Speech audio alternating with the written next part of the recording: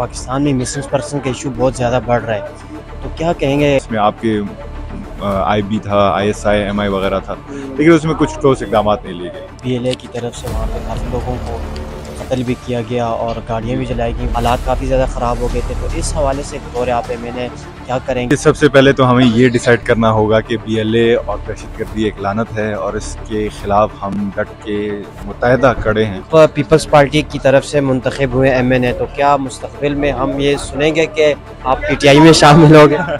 नहीं जी, फिलहाल ऐसा नहीं होगा। फुटबॉल बड़ा अच्छा खेलते हैं आप, तो खान साहब भी स्पोर्ट्समैन रह चुके हैं, वैसे फैन हैं आप उनके? एज ए स्पोर्ट्समैन बिल्कुल हमारे आइडियल रह चुके हैं वो। इस वक्त मेरे साथ पाकिस्तान के सबसे कम उम्र MNA मौजूद हैं, जमाल रहसानी साहब। अस्सलाम वालेकुम जी। वालेकुम अस्सलाम भाई। अच्छा जमाल भाई, ये बताइएगा एक तो आपको ये एजाज़ हासिल है कि आप सबसे कम उम्र MNA पाकिस्तान के, सबसे पहले इस हवाले से क्या कहेंगे?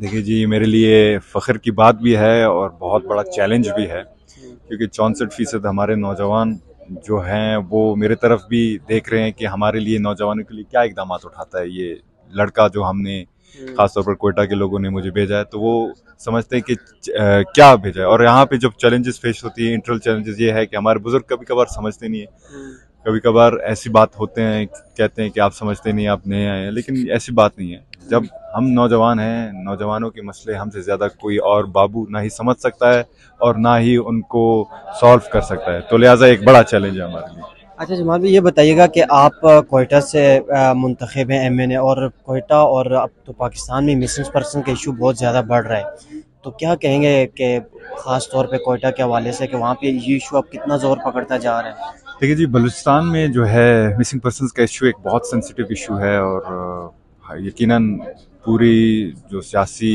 कम्युनिटी है, रिप्रेजेंटेटिव्स हैं, पार्टीज़ हैं, हम चाहते हैं कि ये मसला वंस एंड फॉर ऑल हल हो। लेकिन इस मसले में क्योंकि चेक एंड बैलेंस हमारे पास कदीम अरसों से नहीं रहा, तो लिहाजा इस मसले को हल करने में मुश्किलात का हमें सामना करना पड़ रहा है।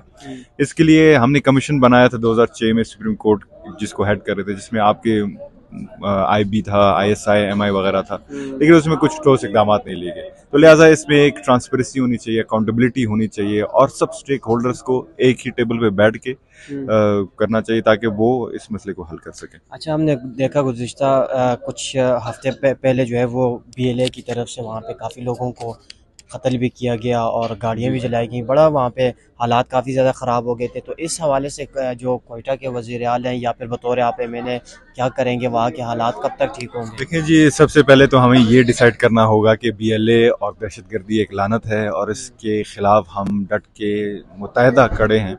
और BLA जैसे तंजीमों को ना ही हमें कोयटा में बल्कि पूरे पाकिस्तान में हमें स्पेस नहीं देना चाहिए, क्योंकि एक तंजीम के नाम में ही अगर आज़ादी लिखा है तो हमें समझना चाहिए कि ये किन के पैरोकार हैं। और साथ साथ जहाँ तक हमारी प्रोविंशियल गवर्नमेंट की बात है, तो हमारे प्रोविंशियल गवर्नमेंट, हमारे सिक्योरिटी फोर्सेस बेतहाशा कुर्बानियों देखते हैं अपनी आवाम की हिफाजत के लिए।